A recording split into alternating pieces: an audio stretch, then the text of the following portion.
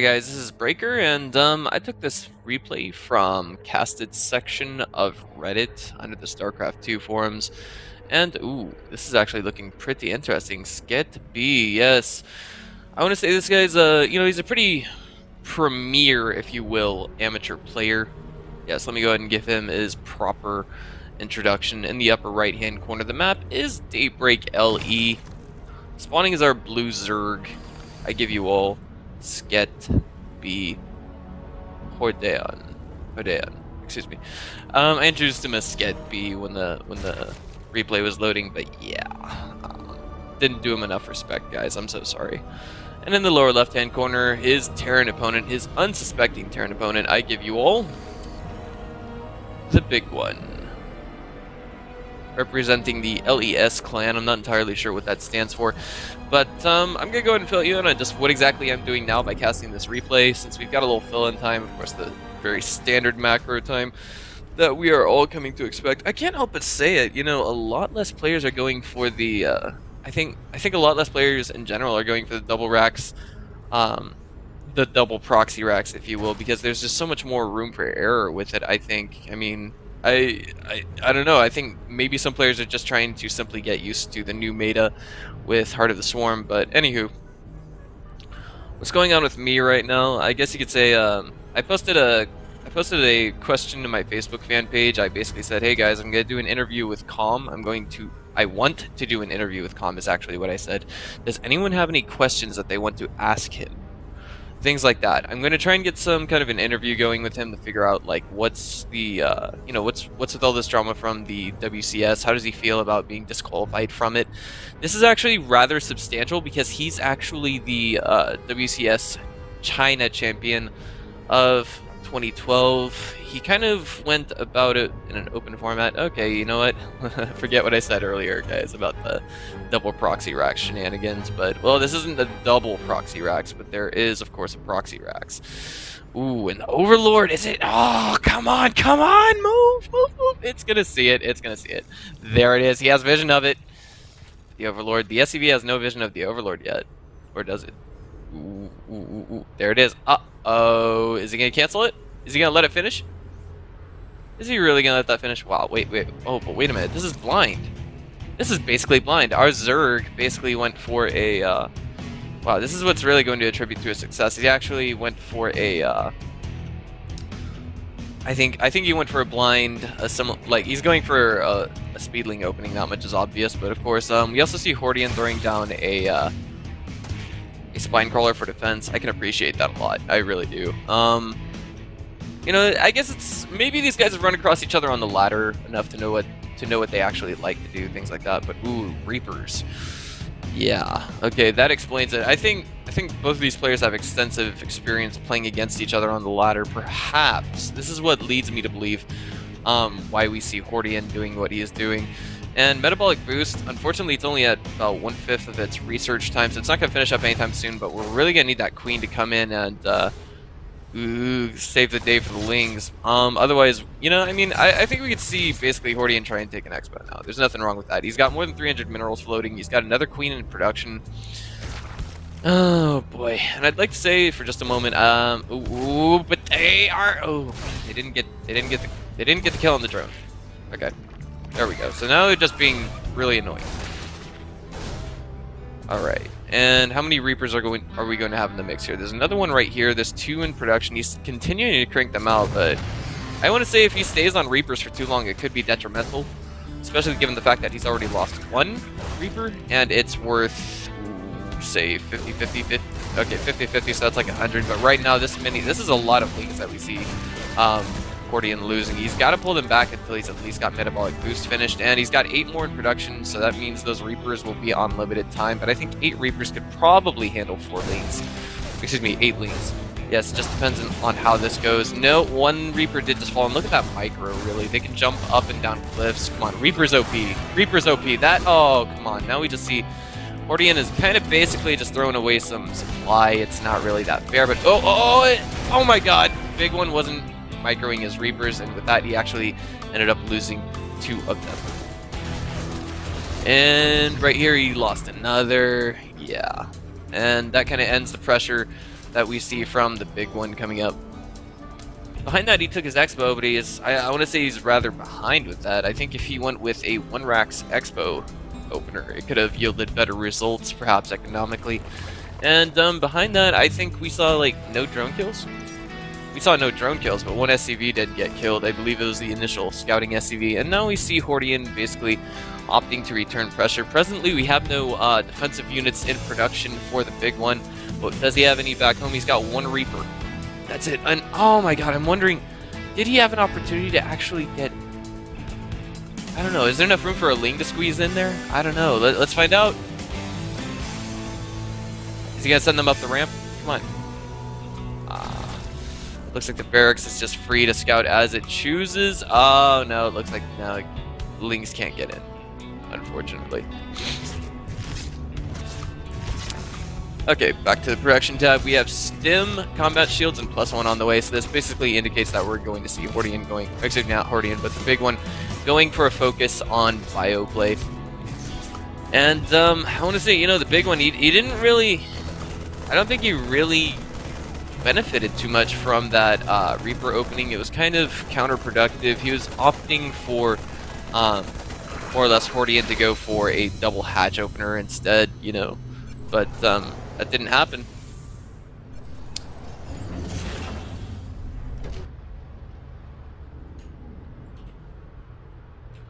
Okay, and all these Lings are moving out. It looks like they're trying to hit that timing where they can catch an orbital command out in the open, and that right now, it wouldn't be a bad idea. Because honestly, there's not a lot of Marines in the main. There's only 1 Hellion. There's another one in production.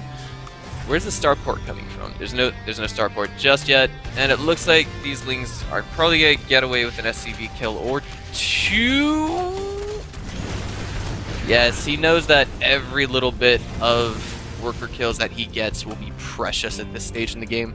It's 36 drones to 27 SCVs and 2 mules right now, and we saw that he took his 3rd behind this. You know, it started 50 seconds ago, so that means at the 9-minute mark, kind of late, but I can't really blame him with this decision given the fact that he was facing a double proxy. But oh my god, the roaches are now in production.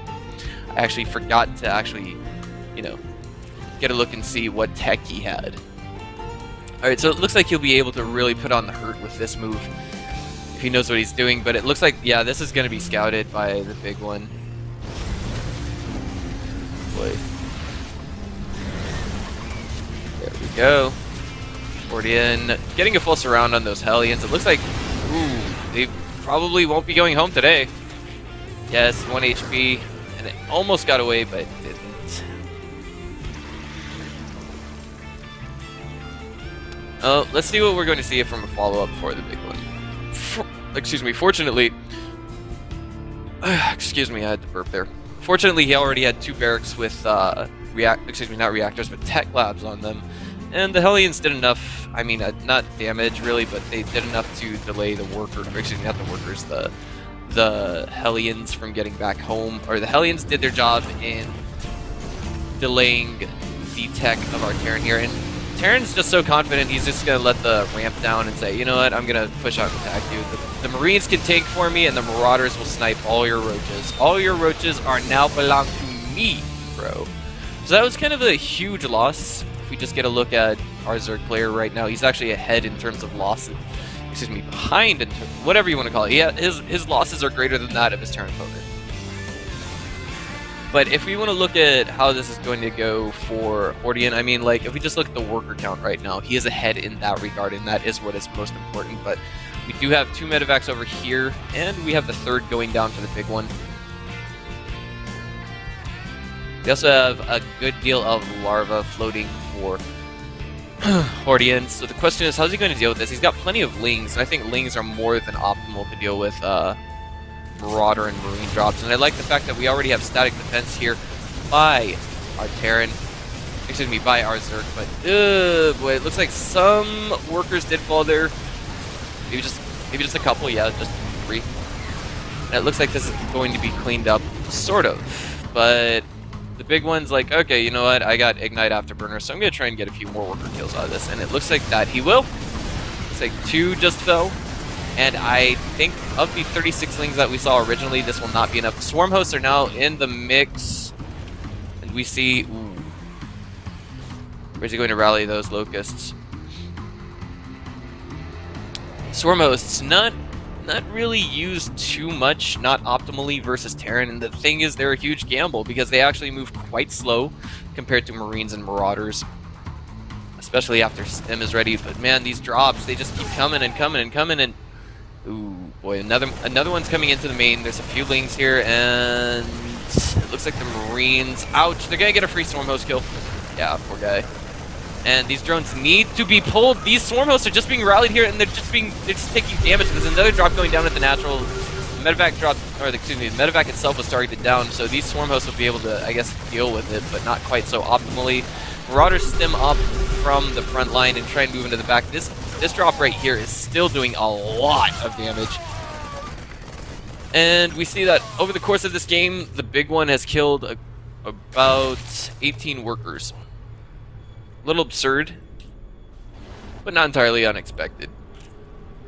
So if we check the worker count right now, we actually have the big one in a position where he should not, excuse me, he's in a position where he is actually quite comfortable. I just got a question from Yo-Yo. Excuse me, according to my iPhone pop-up notifications, third drop going down right here, and it looks like it's going to be kind of dealt with optimally. Yeah, Sling's got a surround on it just as the Marines are dropping, and this is just throwing me off on the minimap. Wow, oh my god, this player is really greedy, but super defensive greedy, if that makes sense. Alright, now to complement those planetary fortresses, we're going to have to see mule drops left and right, left and right, left and right, and this could actually end up, you know, I mean, the whole reason, you know, the big one, you know, I want to say he's just a little greedy for doing what he did, but at the same time, you know, I think he's kind of turtling up. It's not the best idea to do versus Zerg, and you have to completely, that's what I'm looking for. You have to really tax your Zerg opponent's multitasking. Of course, if I'm not mistaken, Hordeon has no clue that there's a third. He has no clue that there's a fourth. Now, the third should be expected at this stage in the game. The fourth, however, just finishing up. I don't know about that. Okay, so here we go. Infestors are now coming into the mix. Let's check and see what we have from Hordeon. He's actually got 5 Swarm Hosts and 5 Infestors. I'm a little curious to see how this is going to play out, how this will pan out. But right now his gas income is not entirely efficient enough to support that. Hang on just a second and we'll see where that goes. Locusts waiting here for that medevac drop in the main. Scan going down here at the naturals. Of course, we do have more Swarm Hosts just popping out locusts left and right, but of course, we also have a third medevac drop getting ready to go down here. And this is actually something I've never seen before. This is a Zerg style that I've never seen successfully accomplished before. It's just turtle, if you will. Both players are actually turtling right now. This is, you know, I don't know. I don't know what to make of this. This is actually quite a unique game, to say the very least. Mostly Marines in the mix here for the big one. +2 on the way for both players. Of course, boy, I'm thinking this might not be the best move for Hordeon. It probably wasn't a part of his plan either, but he's getting +2 melee attacks. While he simultaneously has Swarm Hosts out on the map.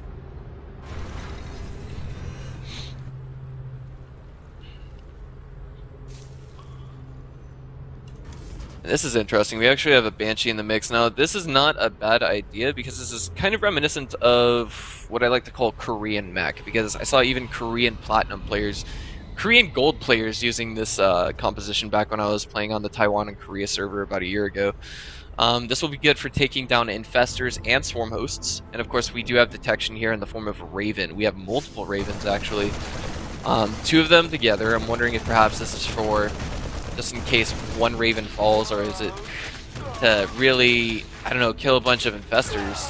Ooh, boy. Fungal Growth just barely misses that Raven from the looks of it. Swarm Hosts all the way back here, and I'm thinking this could... Wow, I'm thinking...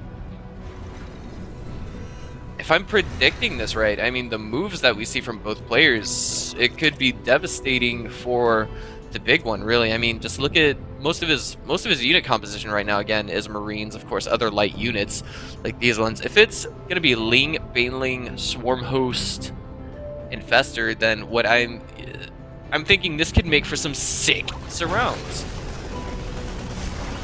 Like the Locusts, they'll only last seconds compared to the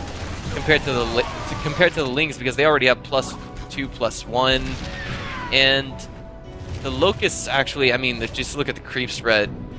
I don't think we're gonna see a 5th base being taken anytime soon. But of course, the Locusts are being used to actually divert the attention of our Terran as well. But one thing that I think could happen that would be extremely viable, if we just think about it for a minute, is the Locusts attack the front end of things, and then the Lings and the Banelings come around from the back and attack, but wow! That Raven Hunter Seeker missile, bro. That was just absolutely sick. But right now, with the amount of creep spread that we see here, we're not going to see Terran be able to take a 5th within the next 30 seconds. Yeah, it's just not going to happen. And something that would be all the more harmful to our Terran is to actually spread creep onto those. Banshees, of course, are coming in to try and fulfill their purpose, which is to kill infestors right now. And ooh, of course, the fungal growth. I mean, that's just it. It takes like so much energy for a single infestor to kill a Banshee, but oh no, that was not gonna help Hordeon. Ravens, the Banshees really doing their jobs, but I mean, you know, I think one of the biggest problems we see right now for the big one is to actually try and land that 5th. It can't happen right now.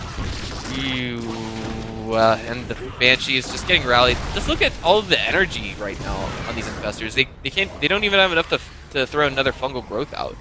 Oh, but this is pretty bad right here. It looks like our Terran just stemmed up half his force and sent it to the 4th base of our Terran, our Zerg. And our Zerg never actually took a 5th behind this. This could be really bad for Hordeon. He does have a lead in army supply right now, and it looks like he's gonna be losing his 3rd if he's not careful. He's got to do something about that. There we go. He's actually coming back to clean this up. This is what happens when you just use Marines against Banelings and Lings, guys. And it looks like the 4th of our Terran, or excuse me, the 3rd of our Terran did fall, and now the Locusts have all the rain in the world to kill these SCVs. And right now, this is actually going to delay income for, well, both players are actually on about even-ish income. But right now, this is actually more critical. We see that Hordeon's actually losing a good deal of food to this, and straight up Ultralisks versus straight up Lings may not be the best option. But here we go. Banshee's coming back, doing their damage again. This is what this is what happens when we're still trying to figure out what this game is about, guys. I'm wondering, where's the detection? If these guys burrow again, they're good to go. They don't have to worry about being attacked because the detection is all the way over here. There we go. Locusts almost get that refinery, but they don't quite. Oh, but the 3rd of our Terran, excuse me, the 3rd of our Zerg did fall and all of that. You have to excuse me, as this is my first cast of the day. I'm not quite too used to checking out all the action on the map, considering it's everywhere. Jeez. It looks like the Swarm Hosts are kind of being taken down one at a time. Infestor's coming back in to deal with the Banshees, and that is not effective spread on the Banshees. In order to actually make a player waste their energy on your Banshees, you have to have good spreads, because of course if you're spread here, you're spread here, you're spread here, and you've got 3 Banshees that are attacking a group of infestors at the same time, then you're not going to have that same player just throwing fungals all in one position to kill your infestors, or to kill your Banshees, excuse me. And here the Banshees are again, being super annoying. This is actually kind of a good spread right here, because it's going to force our Zerg to use a lot of energy to do it. But finally we have Hydras getting integrated into the mix with Overseers, which means those Banshees are almost completely useless now. But nonetheless, we see that Big One is basically still cranking them out. He hasn't cleared away any creep yet. And in desperation, we see that he's kind of going for a drop in the main. Queen coming back and transfusing everything, and these Marines are coming over here. Interesting. Like, these are basically, I want to say, these are spellcaster units. You have to use their abilities to actually get them to attack something. So if your micro is not in the right place at the right time, you're looking at losing a lot of infestors, a lot of swarm hosts, and so on and so forth. And it looks like the 3rd base is up and running back at, if you will, the forward 3 o'clock position base, while the more hidden, the more remote 3 o'clock base is just now being reestablished. And it looks like since we haven't had the big one encounter any success with establishing a base at what is basically the opposite of the 3 o'clock, the forward 3 o'clock position, he's actually going to try and put one right here, but he's just like, great, there's creep spread everywhere, what am I going to do? Orbital command now going down in place of what was a planetary fortress at the 3rd. And he's just like, okay, I just realized I need to get my money back up. That's kind of true because like right now he's on 2 mining bases. Our Zerg opponent is not that far behind really. He's going to be on basically 2 mining bases. These guys are almost dry really. And he's going to have to take a third mining base. There it is. I don't quite see what is wrong with our Terran. It's like basically his micro is kind of suffering just a little bit. He doesn't have this Raven on a hotkey. If he was to just use a Banshee and a Raven, he could... If he was just to use these Banshees and a Raven, he would be able to clear away this creep and actually establish another base. But it's just one of those things, it's like, oh, it's going to take so much time to do it. But if he had done it as early as 13 minutes ago, I think he'd be good to go. Now it looks like we have Hordeon getting ready to move in for a rather major engagement, perhaps trying to end the game. He's got Swarm Host in the mix. +3 attacks now on the way, and he's had +1 missile attacks, but now it looks like the Banshees are going to try and come in and kill these Swarm Hosts, but he's going to need scans to do it. It's going to cost him energy. They're getting around that. Ooh, but the Hydra's coming back in, and the big one is now at 187 supply now, short 2 Banshees, but now he's just cranking out mass Banshees. If he could get good spreads, I don't, you know, a good spread is good versus Hydras, but or not good versus Hydras, but definitely good versus Investors. It looks like he's going to try and snipe this base.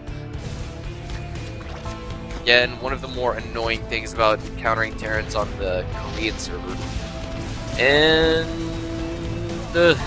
these Banshees are trying to come in and deal with whatever is right here, while simultaneously see that forward third is going to fall.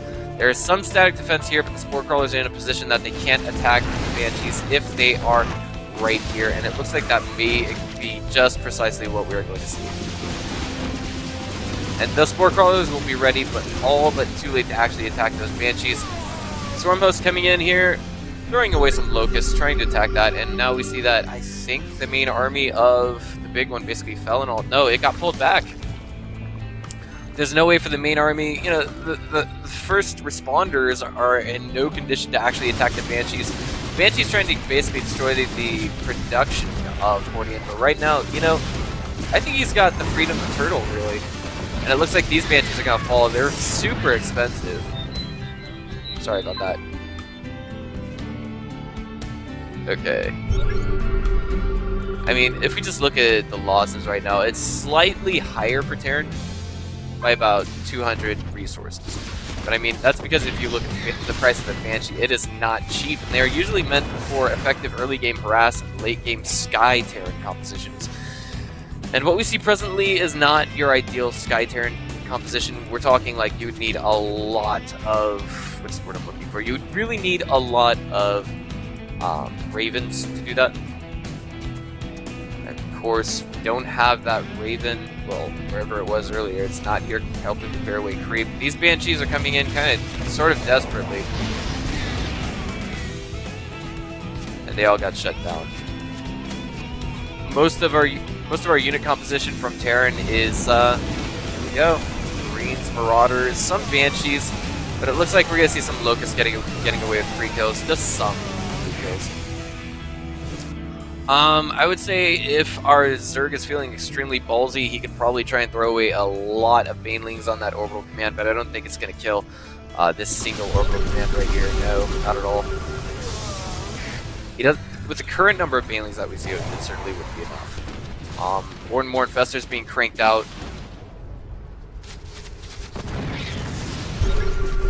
And it looks like we have a drop going down here. The Infestors being pulled back, and it looks like a couple of them did fall before micro. And these 2 Marines are still left alive, but we still have the... I don't know, both players are kind of on even numbers, really. We have Hordeon basically throwing away Locusts. I wouldn't be surprised to see him like maybe pick up the Swarm Host and move them forward just a little bit. Nothing wrong with that. But we go. It looks like finally that medevac drop was dealt with. Overkill in terms of infestors. Infesting Terrans. And now this is where we see Hordeon in a definitive position to actually deal with this opponent quite appropriately. Oh, and the Vikings failed to kill the one Overseer. This is, I think, extremely super critical. Just look at this. If they had gotten one more volley of attacks off on that Overseer, then we would see Terran in a position to at least hold his ground a little bit longer. And now, you know, with the income that we see from both players, Terran is slightly ahead, yes, but he's about to be completely mined out on the third. And this base is on borrowed time. It really is. There it is. You know, I mean, lots of Vikings are in production right now, but they're just basically meant to deal with the Overseers. Oh my god. And now, slowly but surely, there it is. The big one knew he was in a bad position, so he just called out GG. Alright, so this is Breaker. I'll see you guys next time.